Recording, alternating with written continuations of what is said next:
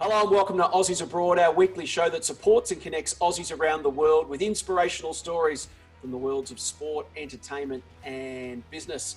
Lots to get through on this week's show. We're going to take you to Detroit in Michigan and catch up with Arryn Siposs, who's fighting for the job as the punter of the Detroit Lions. And speaking of punters, we'll also take you to Buffalo, where Aussie punter Lachlan Edwards has just signed to punt for the Buffalo Bills. We'll talk basketball. We'll go to Florida and catch up with one of Australian sport's hottest rising young stars, Ezi Magbegor, who's turning heads in her rookie season in the WNBA. And with the Tour de France starting this weekend, we welcome our Aussies Abroad cycling expert, Matthew Keenan, to preview all the action and all the Aussie hopes. Lots to get stuck into, so let's get stuck into it. Welcome to Aussies Abroad.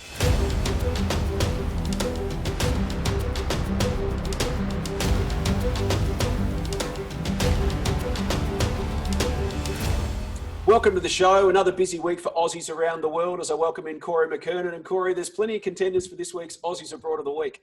There are, Jace, plenty of contenders and look, very hard to choose from. But what we want from everyone out there, if you know Aussies that are doing great things around the globe in sports, business or entertainment, make sure you head to our socials where you can go to Twitter, which is at Aussies_abroad, or go to Instagram and Facebook, which is at Aussies Abroad TV. Yes, we're always adding to our list of Aussies to follow. So if you jump onto our social channels, you can get a whole range of Aussies doing incredible things all around the world. Lots to get stuck into. Here's our Aussies Abroad weekly news wrap.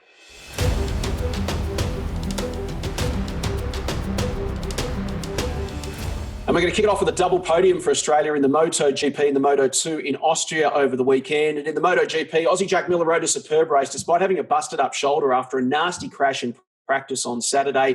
He led for most of the race, lost that lead in the closing stages, got it back after an incredible move on the final lap, then lost it again in the final corner, ultimately finishing in second, but incredibly gutsy performance. He gritted his teeth through the pain. He's now third in the Riders' Championship, just 14 points off the lead and squarely in the mix for that title in 2020. While in Moto2, it was also a fantastic result for young Remy Gardner. He scored the second podium of his career. He was riding clearly an inferior bike to his rivals. He's actually riding the 2019 chassis, but he was brilliant under braking, pushed all the way, finished third. Great result after last week's lap record and podium, and really positive signs for him as well. Still on motorsport in the US, Kiwi Scott Dixon led 111 laps of the Indy 500, but ultimately got pipped under yellow by Japan's Takuma Sato, who won for the second time. Aussie James Davison was out of action earlier, just 6 laps in, when his front right wheel just exploded clean off the car. There was some sort of brake issue there where it appeared to be jammed and overheated and just exploded. So he was out just 6 laps into the race. Fellow Aussie Will Power finished in 14th position. To NFL and an Aussie on the move this week, Corey. Yeah, an Aussie on the move, Lachlan Edwards. He's come from the New York Jets. He's on his way to the Buffalo Bills, so he will certainly know about the cold environment heading up there. And best of luck to him, and hopefully secures that starting job for week 1. And in an Aussies Abroad exclusive, we caught up with Lachie in Buffalo. Lachie, congratulations on signing with the Bills. How did the move come about? I appreciate that. Yeah. So I was just at home training in Austin, Texas, and my agent gave me a call and said, you might be getting a workout here soon. And I said, all right, well, let me know. And it was Buffalo that called. So brought me in for competition with their incumbent. It's a very different world, isn't it, to the world that we associate with Australian sport, where you leave one team, you go to another team pretty much straight away if you're going to stay in the system. In the NFL, you do have to fend for yourself. So for you, you've spent months just working out on your own, uncertain of what the future holds, hoping that you can get a chance to jump back on the merry-go-round.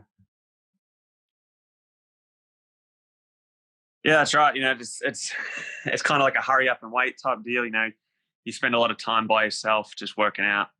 And then in these current times, you know, I didn't even have access to a gym for a couple of months. So I was working out in my garage with some chains from Home Depot and a couple of dumbbells I had. But yeah, this off season was different, you know, especially with no OTAs. You know, I got back to practice here yesterday, and it was the first time I've worn a helmet since January. So usually you'd come back and you'd have a bit of work in April and March, and that wasn't the case. So yeah, it's a different world for sure. It's a bit surreal, isn't it, at times? As you say, you're about to prepare to play in one of the biggest, most famous sporting leagues in the world, and here you are working out in your garage with some dumbbells you got from Home Depot. It There are weirdness about the NFL that doesn't exist in most other competitions around the world. Yeah, that's right. Especially in my position, there's only 32 specialists or 32 punters, 32 kickers, 32 deep snappers in the league at a time. So it is a very cutthroat. They want results now, and if you don't bring them, they'll cut down. They'll start again with someone else. So yeah, it is a different world. So what is your situation now? You've had some competition, won the job. Is that job now yours until it's not, or will they bring others through between now and the season starting? No, so there's 2 punters on the roster right now, right. So out of 80. And I think the first game of the year is here in 3 weeks. So those cuts will come up here pretty soon. And I've just got to prove that I'm the right guy for the job in these next 2 weeks, and we'll see what happens. Weather conditions, if you get the chance to punt in Buffalo, are pretty brutal, but you went to uni in Ballarat, so you're already used to being in the coldest place in the world. Yeah, I mean, Ballarat was cold, but it doesn't, no comparison to Buffalo. So I've played here the last 4 years, being from, in the Jets. So I've had my fair share of cold games. So, I'm more than prepared for it. Mate, congratulations from all of us here at Aussies Abroad. We're thrilled to see you get the chance to live out your next chapter of this amazing journey that you're on. Thanks for your time. No worries, mate. Appreciate it. And still on NFL, Corey, you've got some good news for fellow Aussie Jordan Mailata, who's at the Philadelphia Eagles. Yeah, big year coming up for Jordan. He was activated off the reserve COVID list late last week, so he's returned to training. And it's a huge year for him coming up, trying to secure a position with the Philadelphia Eagles. Yeah, that list is for players who have either tested positive for COVID or have been in close contact with someone who has tested positive. So Jordan off that list now, which means he can get out there and start training with the rest of the team. To soccer, and there was a handful of Aussie women involved in the Women's Champions League right across Europe this week. 5, in fact, but unfortunately only 1 winner. Ali Carpenter's Lyon progressed to the semis with a win over Bayern Munich. Steph Catley and Caitlin Ford made their Champions League debut in Arsenal's loss to PSG, while Alex Chidiac came off the bench for Atletico Madrid in their loss to Barcelona. And Aoife Colville played in Glasgow City's loss to Wolfsburg. Some Aussie signings to report around Europe this week, and Matilda Alana Kennedy has signed with Tottenham Hotspur. Linda Dykes has joined Queen's Park Rangers in the English Championship after multiple clubs chased the talented 24-year-old striker. He was actually born in Australia to Scottish parents, and Scotland actually now trying to pinch him to play international football for them.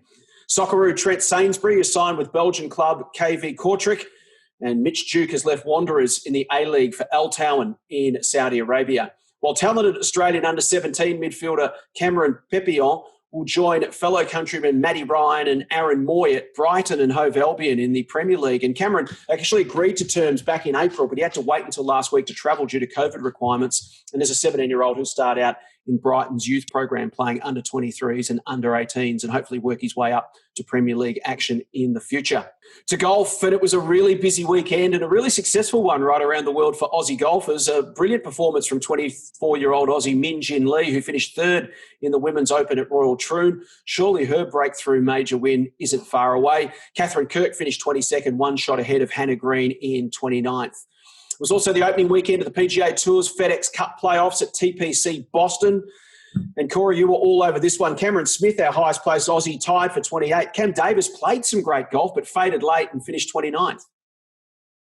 Well, Jason, yeah, he started super well, but he faded badly over the weekend, finished tied for 29th.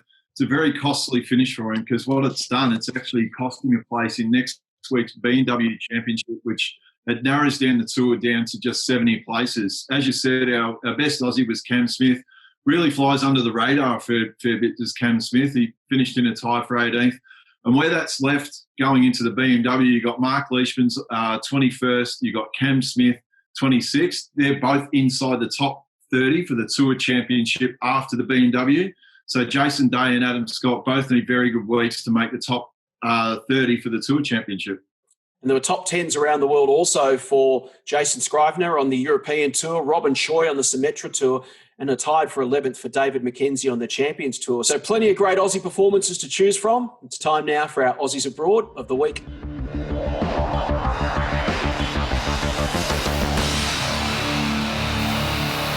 Lots to choose from for our Aussies Abroad of the week, but it was another golfer in Curtis Lach who outlasted the field to win the Nationwide Children's Hospital Championship. Now, for people who don't know, It's a 24-year-old from Cottesloe in Western Australia. He led the field after 54 holes, and he made some crucial putts on the last few holes. Had a little bit of luck with his tee shot up 18, hitting a tree, but he grinded out a great up and down par to win the tournament. So enormous pressure there for him, Corey, that he managed to overcome, and even more so given he hasn't won for a very long time.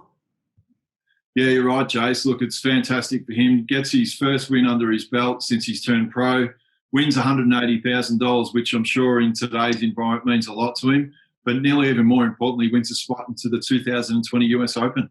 Which is, again, a great opportunity, one, for experience, but two, for money, a chance, a good payday, which, for guys like Curtis is what it's really all about at this stage, isn't it? You just got to put a bit of a bank away to help support yourself so you can keep that dream going. Well, it is. And then especially, look, this year with the shortened season and opportunities, who knows what happens in the back end of the year. So, look, great experience for him and another Aussie winning on the US Tour. So every week on the show, we like to find something a little bit left field for you to have a gander at. And this week, it's Australian graphic designer and digital artist Lee Olsen, who sent in some fantastic artwork to Shaquille O'Neal at TNT in the US, and he got a global shout-out. Sunday would have been Kobe Bryant's 42nd birthday. You mentioned something in the pregame show, too, about a picture of you and Kobe. Shaq? Yeah, I had somebody posted a picture of old me and old Kobe, and I contacted him and I got it blown up. And there's the pictures in my house. I got 3 or 4 or 5 wishes. Wish my sister was still here. Wish my father was still here. But I wish this could be in the future. Us talking about, good old times and, my grandson doing this, my grandson, versus your grandson. Yeah. But of course it'll never be, but I just wish that moment could be true. And that was from Lee Olsen, who sent it to you. Yes. Oh, Lee Olsen. Okay. Thank you, Mr. Olsen. And to check out more of Lee's incredible artwork, he is amazingly talented, log on to leosports.com. NFL hopeful Arryn Siposs and our Aussies Abroad cycling expert Matthew Keenan to join us shortly on the show. But first, we're going to stick with basketball and take you inside the WNBA bubble down in Bradenton, Florida, and catch up with one of Australia's hottest young rising stars, Ezi Magbegor.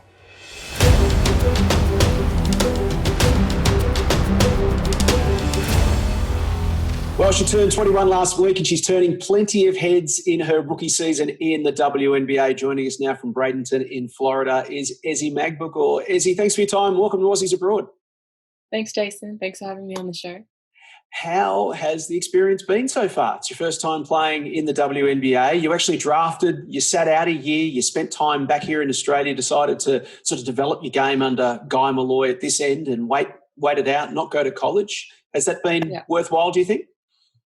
Yeah, definitely. Like you said, I was drafted last year by the Seattle Storm to the WNBA, which was definitely one of my, number one, if not number 2 goals in life. So just, being drafted was great. And then just to be able to come over this year in, pretty extraordinary circumstances. I wasn't expecting it to be, in a bubble in Florida. But at the moment, it's been, a great experience so far. And I'm just happy to be playing in the WNBA. The fact you've got so many familiar faces around you, all the teams are in the one place. So there are quite a few familiar faces, aren't there? There's your fellow Opal, Sammy Whitcomb's on your team. So's Mercedes Russell, who, of course, played at Southside in the WNBL last season. Then you've got your Boomers teammates, Lindsay Allen's at the Aces and Sophie Cunningham's at the Mercury with Sandy Brondello and Alana Smith. So there are plenty of familiar faces around. So I guess that sort of helps with the homesickness. It definitely does, yeah. I've caught up with Soph, Lindsay, Alana as well. And obviously having Sammy on my team is pretty cool. But yeah, you see people that every day, and even, WNBA players that have played in the WNBL as well, on other teams. So, it's great to see familiar faces around. And in that way, it kind of, brings a bit of home with you, I guess, into the bubble. Tell us about the on-court side of things. How's it been? How's the step up to WNBA? How does it compare to playing, say, in the WNBL or internationally for Australia? It's been quite a step up, I think, just, in terms of the physicality and adjusting to that. But I think in those 2 weeks where we did have training camp, I was, able to, train against, Brianna Stewart every day, Mercedes Russell as well. So just developing that physicality on the court and, I guess, preparing me for the season. But yeah, it's been a step up. I think the major, difference is the WNBA schedule, just having, a game, day off. So, it's not a lot of recovery time.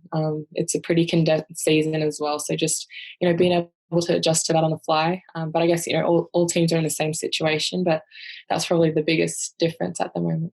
It's a huge fast track for your development, isn't it? You're the youngest player in the league. Because everyone else your age over in America is still playing college ball. So in a way, you're kind of getting a bit of a head start on everyone. What have you learned from being out there on the court with the likes of Sue Bird, who's a living legend, and Brianna Stewart's and Crystal Langhorne, all these amazing players that you get to play with and against every day? Yeah, I'm pretty lucky to, be surrounded by the players that I am. I've learnt so much from them already. Just, the way that they see the game is incredible. They just see, the things that I don't normally see. So they're always, in my ear, just talking to me, which is great. And just, reading the game well, and just, just being able to, know your defender and know how to work, against them, know how to counter them. So it's just been great to learn from them every day. How have you rated your own season compared to maybe your expectations coming into it, not having played there before? Yeah, obviously this is a great team. It's, pretty much their team that they had when they won the championship. So, not knowing what to expect in regard in the court time. But, when I do get out there, just, bringing that energy and I guess continuing on from what the starters are doing. But it's pretty, it's a great team to settle into. Everyone just, gets on the floor and brings that energy throughout the game. So, yeah, in terms of that, the style of play is, pretty fast-paced, which is what we like to play with the Boomers as well. So that's been, quite easy to adjust to. But, yeah, I'm absolutely loving it. Well, congratulations on your start to the season. Best of luck for the road ahead. Thanks so much for your time on Aussies Abroad. We look forward to talking to you again soon. Thanks, Jason. Thanks for having me. Well, it's time now to look ahead to one of the world's truly great sporting events, the Tour de France, which rolls out this weekend. And we are absolutely delighted to announce that our Aussies Abroad cycling expert is Matt Keenan.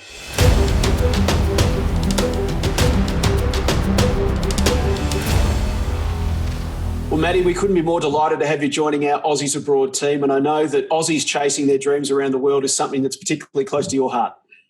Well, normally, as we prepare for the Tour de France, I'm packing my bags, making sure the passport is organised and ready to go overseas and be abroad. But as you well know, Jason, we're both in isolation effectively. Well, curfew in Melbourne, we're in lockdown, but we're still getting ready to go with the biggest bike race in the world, which all starts on Saturday. Let's get into it. The Tour de France, it is a legendary sporting event around the world. How is it going to look and feel differently to previous years? Differently is the right word. It will be totally different, particularly for those who are covering the race, the journalists. Normally at the finish line, we're all there as commentators, and there's a truck, the bottom of the truck, there's a couple of trucks all locked together. The bottom is all the TV broadcasters, and up the top it's all the radio broadcasters. And one of the key elements of our day is walking through that commentary booth and talking to the different nationalities and getting the gossip on what's happening with the guys from Norway, from the Netherlands, the Belgians, the Italians, and getting a little bit more extra information. That won't be happening this year. Robbie McEwen and myself will be commentating from Australia. The Dutch, they'll be staying in the Netherlands, and likewise with all the other nationalities. So it'll be vastly different in that regard. Those who are travelling on the race, they'll be travelling in the bubbles of the people that they work with. When the teams go to the hotels, they won't be mingling together in the restaurants at the hotels to eat dinner or breakfast. Each team will have one level of the hotel to themselves. They'll be bringing in their own chefs, their own kitchens that will be part of their buses that they have, and they'll have trucks with a kitchen on it as well. And there'll be so little interaction for the riders beyond when they're actually in the race fighting for the yellow jersey that they could go through 3 weeks of racing, and somebody might be on that race with another team that if they're not in the actual bike race, if they're a mechanic on the other team, they won't see them perhaps for the entire race. So that would be a completely different experience. Yeah, it's going to be a bit of holding of breath, isn't there, over the next 3 weeks to make sure that everything gets through unscathed. From an Aussie perspective, talk us through our chances. It's an event, obviously, that has grown in great significance over the last 20 to 25 years, both from a viewing perspective and a competing perspective. Tell us about our Aussies in the field this year. Our participation numbers are low, really low. The lowest they've been since 1991. At the moment, we've only got confirmed 2 starters. Richie Port and Caleb Ewan. But our hopes are really high. They're the two guys amongst Australian professionals that are likely to bring the biggest results. But also, Jason, seeing that there's only two guys on the start list, it gives us a stark reminder of how significant that achievement was for Cadel Evans almost 10 years ago when he won this race in 2011. So when you look at those two guys, Caleb Ewan, obviously a big candidate for the sprint stages. He won 3 stages last year. I've had a good look at the course and I've mapped out 4 stages where I've got Caleb marked down as the favourite. Stage 1, I don't have him as the favourite, and stage 1 is in Nice. He lives in Monaco, so just across the border. He'll know this course like the back of his hand. If he wins, he gets the yellow jersey. He's not the favourite, but he is one of the outsiders, and he's Caleb Ewan. He thrives on pressure. He'll really want this, and his team is built around him, so they'll be all in to try and help Caleb win that first stage. And then I've got him penciled in for stages 3, 5 and 7, all in the first week. I think it'll be really hard to beat on those ones. And then we go across to Richie Port. Since Cadel, he's been our big hope to see if he can challenge for the yellow jersey. I don't think he can challenge for the yellow jersey. But I think if everything goes right for Richie, he can make the top 3. He could potentially get onto the podium in Paris. And only one Aussie has ever done that before, and that's Cadel. And we've had Australians going to this race since 1914 is when we first appeared in the race. So that's more than 100 years. And if he does get there, that will be a huge achievement. Talk us through your overall predictions. Let's start with the white jersey for best young rider. Who's in the mix? The guy who's a defending champion for the yellow jersey, Egan Bernal. He's still 23 years of age, 24. He's the youngest. That's amazing, winner. isn't it? Yeah, it's crazy. He's the youngest winner since 1909. So he is the standout favourite for the white jersey as the best young rider. Incidentally, one Aussie has won this classification in the past, and that was Phil Anderson back in 1982. He's the only Aussie to have won that classification. So Egan Bernal is the unbackable favourite for that one, but he's got a couple of key challenges, and one of them is a smoky not just for the white jersey, but for the yellow jersey, Tadej Pogačar. Never heard of him? Of course you haven't. Why would you? He's from Slovenia, and it will be his first appearance at the Tour de France, and he's 21 years old. Get used to the name. He's going to be around for a long time. He finished 3rd at the Tour of Spain last year, and this guy's going to catch a lot of people's attention. So he's my smoky for the white jersey. To the polka dot jersey for the climbers, the king of the mountains. This is the hardest one to pick. The Maiwapa, the polka dot jersey, the king of the mountains. Often the guy that goes for the king of the mountains jersey is somebody that thought they were a contender for the yellow jersey, and they've realised after the first set of mountains, I can't win yellow. I need a prize. I need to get on the podium in Paris. I'm chasing the dots. So we'll often see a guy like last year, it was Romain Bardet, a Frenchman who's been second. He's been 3rd in the race overall. He had his worst year in terms of the overall classification at the Tour de France. So chased the King of the Mountains jersey and he won it. I don't know if he was going to do that. This year he might have ambitions for the yellow jersey. If that falls apart, then he goes for the polka dots. A guy that I think might go for it, we just spoke about Tadej Pogačar at 21 years of age. The guy that might go for it is old enough to be his dad. Alejandro Valverde is 40 years of age. He is 40 years of age, Jason. This guy is... He's been around forever. He has, absolutely. So he's a guy that in the past has raced to try and win overall. He's finished in 3rd place. He always picks up a prize. He definitely cannot win this year. So he might chase that polka dot jersey just to tick off another big achievement in his career. So I'm going to go with Alejandro Valverde. I think he rode his first Tour de France on a penny farthing, didn't he? Yeah, him and Sir Hubert Opperman. Yeah, that's right. That's right. Exactly. It was a great sprint into Paris. Speaking of sprints, there's a segue, green jersey. Peter Sagan, he's won it 7 times. I'm anticipating an 8th. There you go, Freudian slip. He'll be the favourite, okay, but he's not the fastest sprinter. We normally associate the green jersey with the fastest sprinter. Robbie McEwen's won it 3 times, but there was one time where he didn't win it, but he won 3 stages in the race, and that's the most that he ever won in one edition. You've got to be consistent. There's lots of climbing in this tour, and Peter Sagan can pick up points on those mountainous stages where Caleb misses out on the points.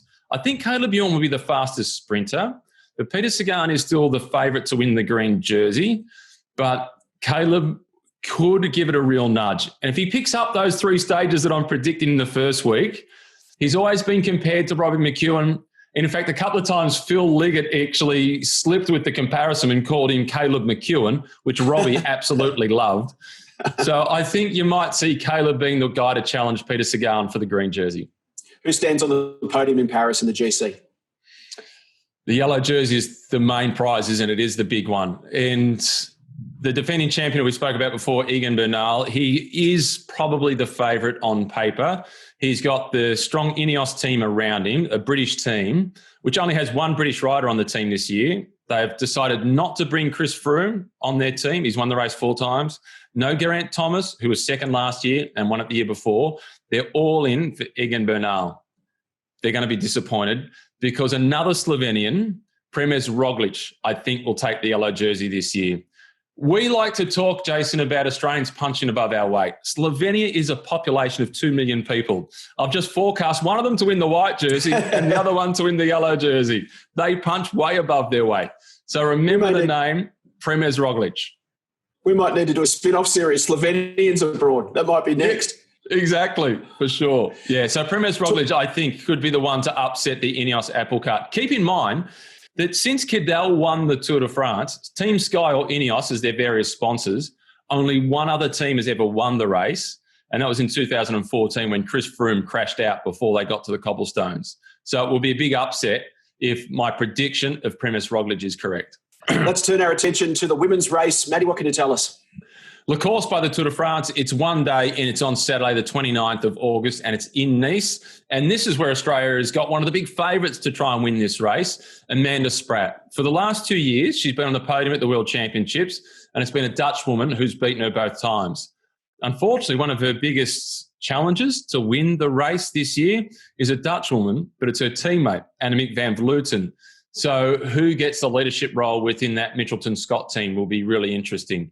Amanda Spratt can win, but she might be forced to work for Annemiek van Vleuten. Their big rival is another Dutch woman, Anna van der Breggen, who was the world champion a couple of years ago when Amanda was in second place. It's a hilly-ish course, but not mountainous, so tactics will be really, really important. And for somebody like Amanda Spratt, the World Championships this year, because of COVID, they were scheduled to be in Switzerland. They've been cancelled. So this will be the biggest platform for her to race on in terms of audience numbers. So she's going to be super motivated, and I can't wait to see her in action. From a team perspective, they have got two of the greatest opportunities to win the race. Will that decision be made pre-race or during the race, depending on how things are starting to pan out? There'll be a little bit of both. There'll be the pre-race plan. This is plan A, this is plan B, and there might be a little bit of a plan C.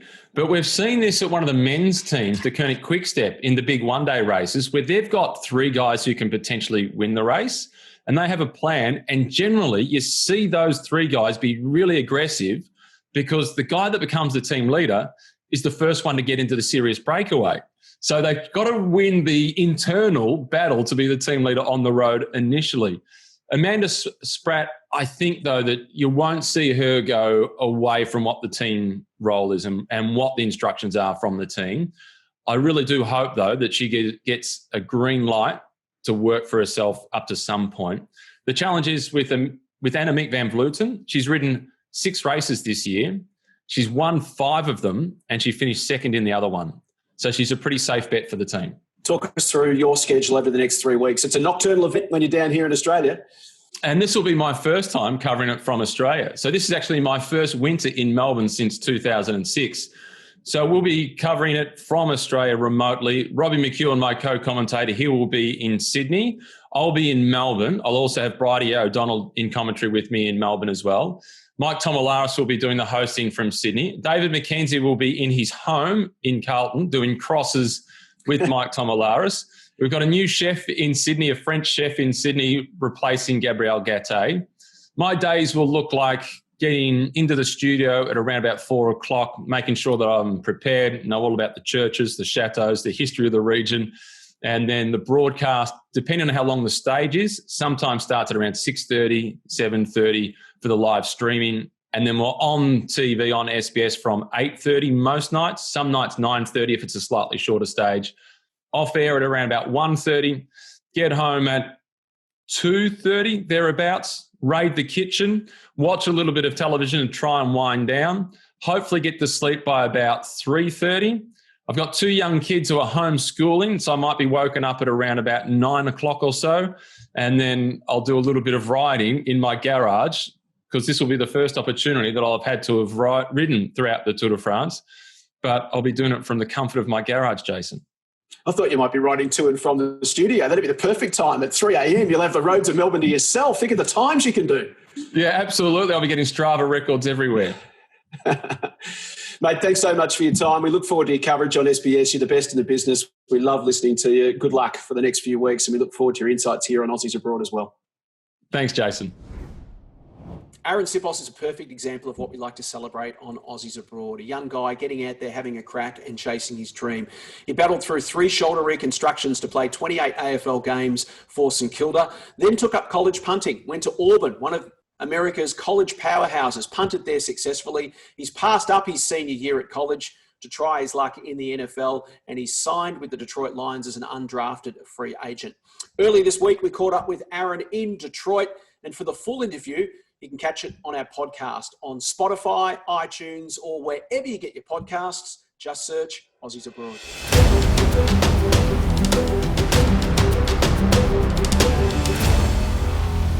Corey, you've been a massive NFL and college football fan for a very long time. It's not exaggerating to say that Australian punting's changed the game, is it? Well, it definitely changed the game. Look, how do you find, Arryn, in terms of, I think one distinct advantage that we have in our arsenal, as opposed to kicking a spiral, which is the traditional kick in the NFL, or a torpedo for the AFL, how much is the drop punt in terms of, we know how accurate it is because it's our go-to kick when we play Australian rules football. How much have you used that kick in the games in terms of the set plays and the strategies to be able to pin people in particular spots? Oh, I use it a lot, all the time. My coach was such a big fan of the end over end, as they like to say over here, but such a big fan of the drop punt that I used it all the time.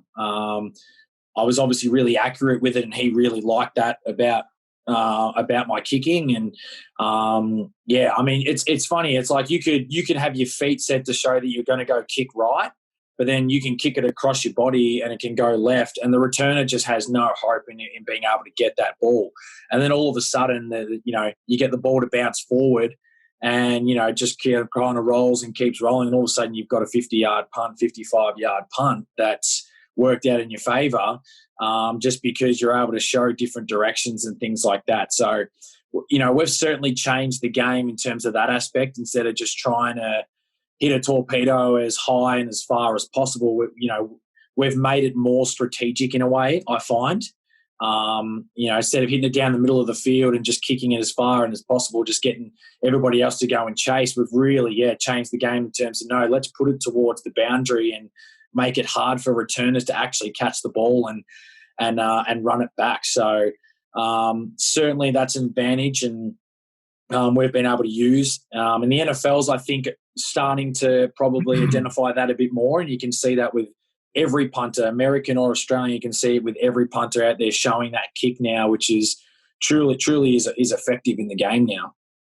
And it has taken a while, hasn't it? Jason Bennett was the first, who's the godfather of Australian punting, and we can't speak highly enough of Darren. Pretty much everyone who's gone through the system at some point slept on his couch or come across him at some stage. He's been an amazing support for any Aussie over there. But when he was doing it back in the 90s, he'd kick a drop punt at training, and the special teams coach would go, "Oh, what's that? Did you miskick it?" Yep. And then he'd go into a game and try it. It's funny, you even listen to the commentary back then of those games, and they thought it was a miskick. They tried to hit a spiral and hit it wrong. But it took coaches, didn't it? Because coaches over there are because it's such a cutthroat business, they're very conservative by nature. So speaking of guys like Sav Rocker and Ben Graham and Matt McBriar, it said it took them years to convince the coaches to be able to try different things and think of a punter as an offensive weapon as opposed to just a defensive weapon. As you mentioned, just bomb it long, get it out of there, get it out of trouble. But to actually be able to start to develop plays and strategies and setups to specifically suit the drop punt. But we now seem to have crossed that threshold, and it's widely accepted. Yeah, absolutely. I couldn't agree more with that. Darren obviously said you came over here years ago just to be able to try that. And you're right. I've actually listened to a couple of the commentaries to see how he did it. And it was funny. Yeah, it was a mongrel punt or something like that. It wasn't very good. So yeah, I mean, and it's really even as you said, I think Ben Graham and Savroka, they still had tough times even doing it. I really only think it's kind of come about in the last 3 or 4 years, to be honest. But I've actually, my long snapper here, who's been here for 17 years at Detroit, actually played with Ben Graham. So he used to tell me the stories of the same thing. He goes, they wanted him to kick spiral, and he would absolutely launch one, maybe 2 out of his 6 punts, but then the rest of them, trying to kick a spiral didn't work out. So he goes, you know what, coach, let me just do it my way and I'll show you that it works.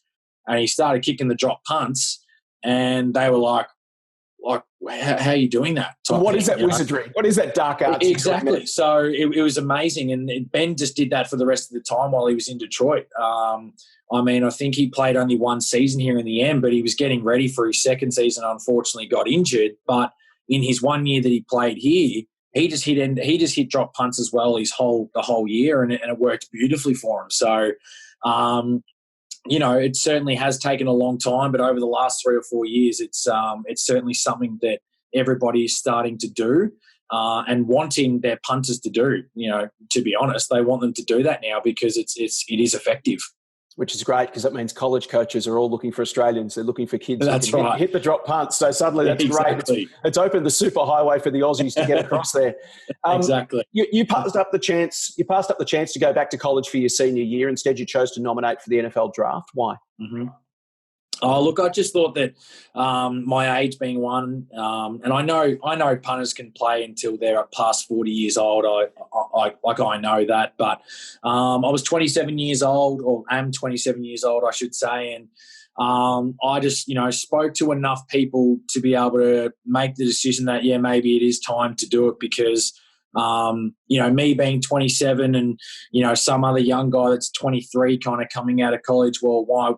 Maybe a team would just prefer to take the 23-year-old and have him for longer rather than maybe an older guy, because you still have that persona, even though they know you can play until 40 and then it's all about just kicking a ball. But teams still go, maybe he's a bit too old for this now, and maybe we should take a younger guy. So as I said, I spoke to multiple people. It wasn't just something that I just went, I'm just going to up and leave. I spoke to enough people about it to get some advice on it, and the pros outweighed the cons in terms of making the decision to declare early for the draft. Because it is a leap of faith, isn't it? Once you cross over and nominate for the draft, you can't go back. You can't. Once you nominate, once you get an agent once you get an agent or a manager, that's it. You've got to go for it and make the most of it. So. I was fortunate enough to get an invite to the NFL Combine, which was, it was crucial for me because, to be able to show my talents in front of all 32 teams, in the one space was huge. And I think it worked out in my favour in the end. There's still a long way to go, but, that was crucial for me. And you touched on it already. What were some of the bigger differences between nominating for the NFL draft compared to for those people out there, the AFL draft, and when you were drafted by the Dandenong Stingrays? Yeah, look, the AFL draft in a way it can also be a little bit more brutal than the NFL in a way, because if you don't get drafted by the AFL team, well, then you have to wait one more year to be able to get your opportunity, I guess, later on as a mature age, as they like to say. So. At least with the NFL, if you don't get drafted, you have an opportunity to sign as an undrafted free agent to still get an opportunity to try and get on a team. So it's not the worst result possible if you don't get drafted. Even though you would love to, there's still an opportunity afterwards. So that's what happened to me. I didn't get drafted. I signed as an undrafted free agent to Detroit. They still were looking for someone to be their punter, and it was the best opportunity for me. But yeah, I think that's one thing I find is that obviously the AFL system, there's only 70 or 80 picks every year, and if you don't get drafted at 18, it's not the end result. Like, there's still obviously an opportunity, but you would have to wait until the next year for that opportunity to kind of come around again. So that's kind of the one thing that I find a little bit different, between the two. You mentioned the teams can sign you as an undrafted free agent after the draft, which is pretty much the reason why punters rarely get drafted anyway, isn't it? Because the teams know that, and the contracts are very different. We'll talk about that now, but contracts are very different in the NFL.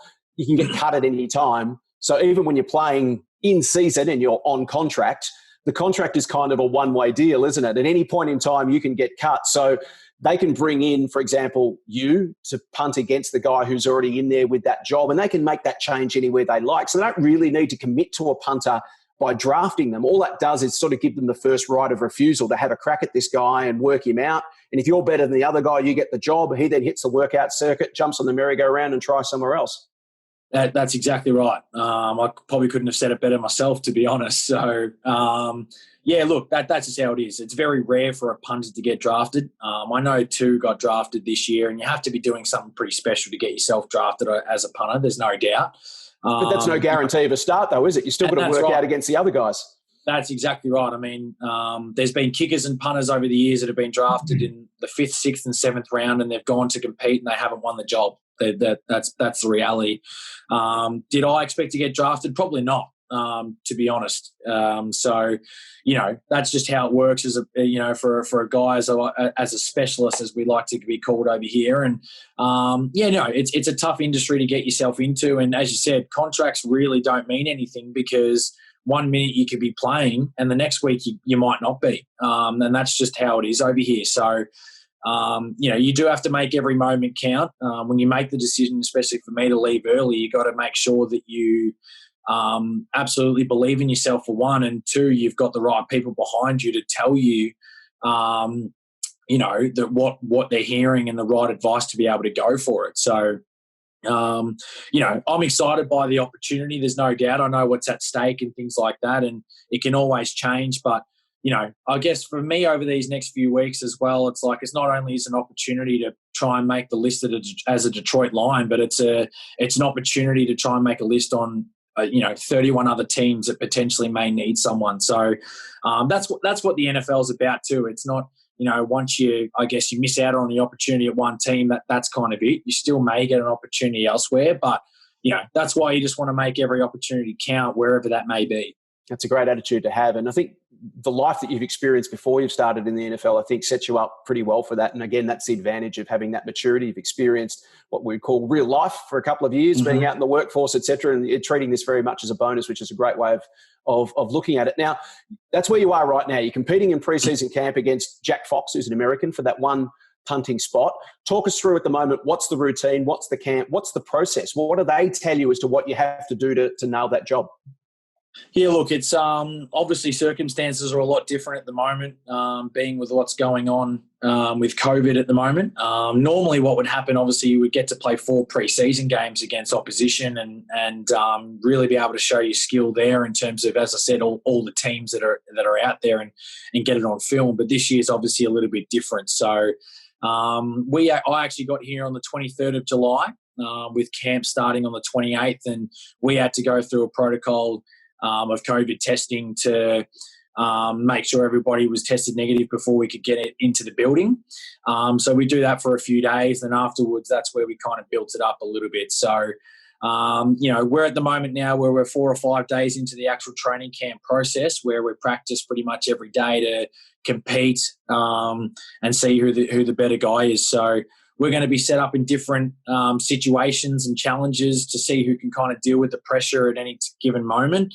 And I guess the best man will win at the end of the day. So, it's about 3 or 4 weeks of genuine competition to give yourself every opportunity. And I'm excited by that. To be honest, it's great. I feel like over, the 5 years playing professionally back home gives me that kind of confidence to know that what competition's all about. But at the same time, if it doesn't happen to work out, then I still know that I have plenty of things going for me, and lots of people that I know, and a degree that won't take long to finish as well. And I'll still be okay no matter what. But it's a great opportunity, and I'm really excited to be here. And I'm just ready to make the most of the opportunity, whatever happens.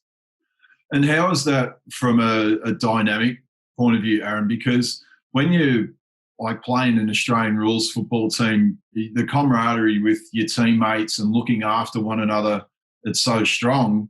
But then how is that now where you're actually competing against someone else that it's pretty cut? I mean, it's either you or him. So how does that dynamic go? Yeah, look, I mean, I've spoken to Jack obviously multiple times, and it was all about just still building a relationship with him. It wasn't a situation for me to not speak to the guy and say I'm competing with you, so don't talk to me and that, things like that. Like I still feel like I'm the type of guy that's relatively easygoing and likes to have a chat with people. And if he wanted some advice from me to get better, then that's great, and I'd still use him for some advice too, to see what I need to do to get better too. So in the end, I want Jack and I to both be on a roster somewhere. It doesn't matter where, but those dynamics that haven't really bothered me too much. It's all about still trying to improve and get better while there's a competition on. I still think it's beneficial for me to be kind of a bigger person and not show that attitude of like, I don't care about you, I don't need to speak to you or anything like that. I feel like it's a better thing to actually speak to the guy and build a relationship with him, because you never know what could happen in the future, in those situations. So it's been great. Honestly, it has been great. He's a really nice guy, and I have got along with him really, really well. And, while we are in a competition, we've been able to build a relationship, which has been good too. Now, punters also have to hold often for the place kicker. So for the field goal kicker, for people who aren't familiar, you've got to catch a snap, get it in a position in a split second, set it up the way he likes it so he can put it through the uprights. How long has that taken you to learn that side of the game? What goes into it? How do you practice? Yeah, look, I mean, while it sounds like it's relatively fast and complicated, I mean, you build that relationship again with the kicker too, to be able to work on those situations. I feel like I've adapted really well to that. I didn't do a lot of that in college. I'm not really 100% sure why, to be honest. I think coaches just decided that they wanted to go with someone else instead, and that's just the way it went. But I put a lot of time and effort into making sure that I'm, getting that right and getting it in the spot that my kicker needs it to be. The kicker here is Matt Prater, who's a 14-year veteran. He's been in the league for a very, very long time and had great success. Interesting fact, actually, is he holds the record for the longest NFL field goal ever kicked. So that shows his talent right there, obviously. And, it's been great to work with him too. He's quite a relaxed guy about it. I've met other kickers before that aren't so relaxed about it, and they're really antsy and want to make sure the ball's in the perfect spot and everything like that. So to actually have him just guiding you through it while not giving you necessarily a hard time has been really beneficial for me. And I've certainly felt like I've adapted to it really well and feel like I'm in a good position with that too. What's the feedback been like from your special teams coach, Braden Coombs? What's he telling you need to focus on over the next 3 or 4 weeks? Yeah, I mean, he's been great too. I mean, it's his first year as a special teams coordinator, so he's relatively new, I guess, to that. But I've had a couple of conversations with him in terms of what I want to achieve. And the one thing for me was obviously being able to just continue my consistency. I feel like my directional punting, which we spoke about earlier, has been really, really good. That's kind of what has been my forte, I guess, over the last 2 years being at Auburn University. We speak a lot about our get-off time, so obviously that's hand to foot and see how quickly you can get it off. And he wants me to stay, pretty focused on that, making sure that I get it off in a reasonable time because you are aware that there's rushes that do come along and there's some big dudes that come towards you to try and block kicks. So making sure I'm pretty quick with that's also pretty crucial. But I mean, they're the two things that have been really focused. And also kicking off. So kicking off's been a whole new ball game for me. I'd never, ever done it at all until January of this year. But it looks like that they want somebody to kick off so it saves, Prater's legs. So I've been focusing on that probably the last 7 or 8 months, and that's coming along nicely too. And hopefully I can take advantage of that as well and make something of that. And you had a bit of a recent setback when you tested positive for COVID-19, but you were asymptomatic. It would have been pretty scary to get the results back from a personal point of view, but then the impact that had on the NFL. Yeah, no doubt. I mean, obviously it's not ideal when you want to hear that when everything's going on. But look, as you said, I was asymptomatic. I hadn't had any symptoms or anything like that. So it came as a bit of a surprise to me, to be honest. But look, it is what it is. I didn't really miss out on too much from a practice point of view because of the protocols that are being taken now. So, I mean, the first 4 days, everybody was in a hotel or in their house quarantining. They weren't allowed to go anywhere. So from that point of view, it was no different. And then, a couple of days after, everyone was doing some strength and conditioning. And, so I only missed out on a couple of days of that. But, I made sure I was in a good position coming into that situation. I felt like I've handled it really, really well. While it sounds like being in a hotel for 10 days sounds awesome, I can tell you that it's not.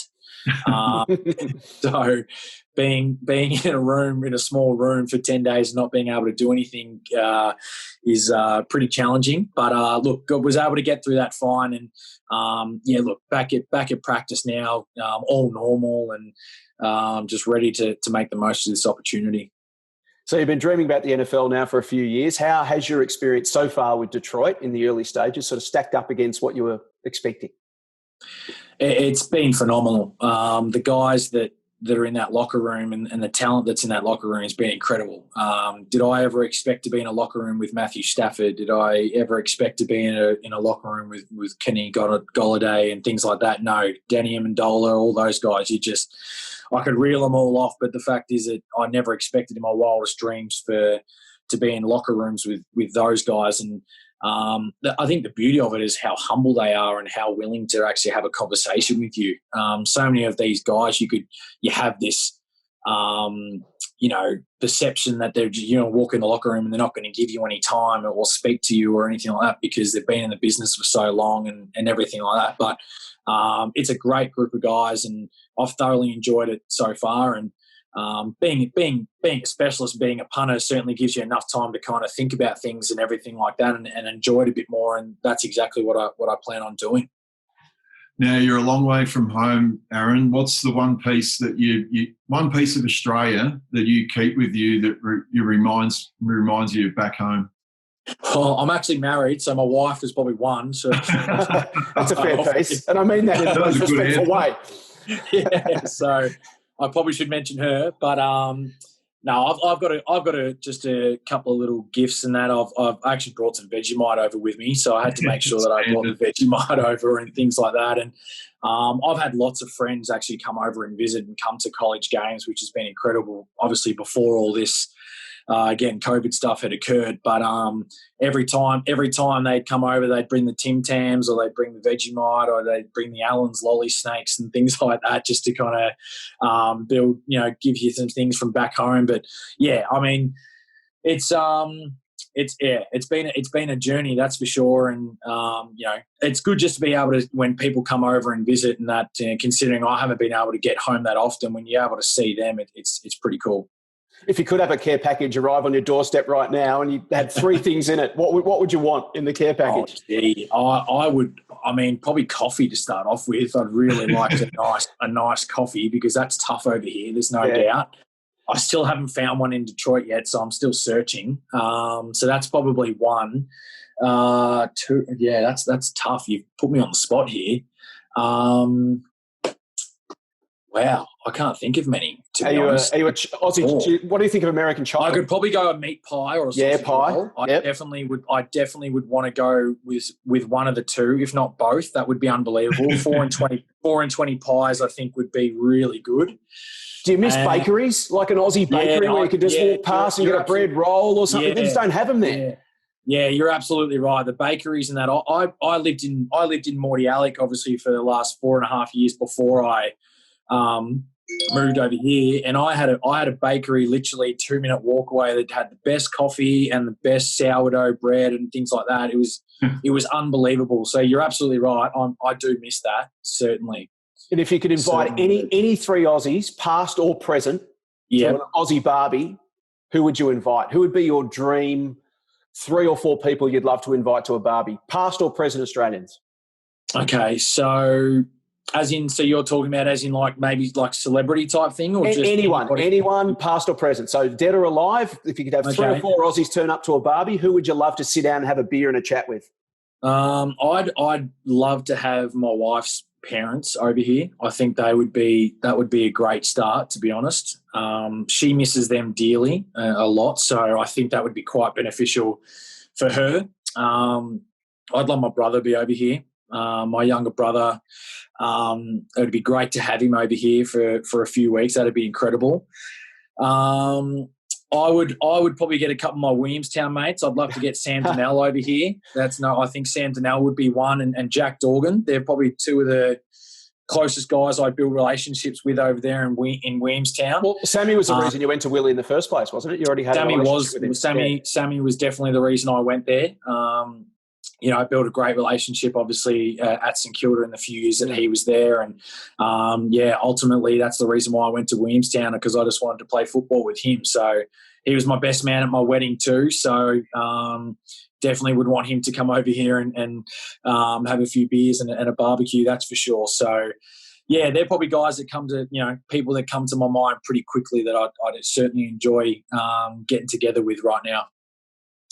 And what advice, Arryn, would you have for any Aussies thinking about heading abroad to chase their dreams like you have? I would just say, don't hesitate. Just absolutely take the opportunity and go for it, because it was something that I thought about, straight after I did get delisted, and I hesitated. I still had the mindset that I thought I could get back into the AFL system, which is, I still think that's absolutely fine, but I just think don't hesitate. If you want this opportunity and you want to go over and experience something totally different, it's well worth your time, because even if you don't make the NFL, have the desire to want to go to the NFL, spending 4 years in an American college and living that lifestyle and embracing what different cultures are all about, it'll be the time of your life, honestly. So that's my one word of advice for sure to guys that want to come over here and make the most of an opportunity. Arryn, thanks so much for your time. It's been such a thrill to watch your journey over the last couple of years. We're really proud of everything you've achieved. Best of luck for the road ahead, and we'll be watching. Thank you very much, guys. I appreciate you having me. Arryn Siposs, a perfect example of one of just millions of great Aussie stories around the world, Corey. We can't possibly keep track of them all, though. No, we can't, Jason. We need all the Aussies from around the planet to get behind us and find out all these great stories. So head to Twitter at Aussies_abroad, or at Instagram and Facebook at Aussies Abroad TV. Yeah, drop us a line. Tell us who you'd like to follow. Maybe give us a story that we haven't heard of, one of those unearthed gems, often the best backstories. Let us know, and we'll chase them down here on Aussies Abroad. Well, that's it for this week's show. Next week on the show, we're going to catch up with a man who's known as the talent hacker, Dr. Andy Walsh. He's a global expert in the field of human elite performance. He's worked with organisations and individuals all over the world in every possible field. Corey, you know him well. He's a fascinating guy. Yeah, very much looking forward to catching up with the old mate, Andy Walsh. First met him when he was the high performance manager at Red Bull, so really looking forward to it. He works with high-performing athletes, business people, scientists, artists, just tweaks to try and find that extra 1%, which when you're at the very top of your field can make all the difference. So Andy Walsh coming up next week on Aussies Abroad. Thanks so much for your company this week. Good luck to our Aussies competing all around the world, and we'll catch you next week on Aussies Abroad.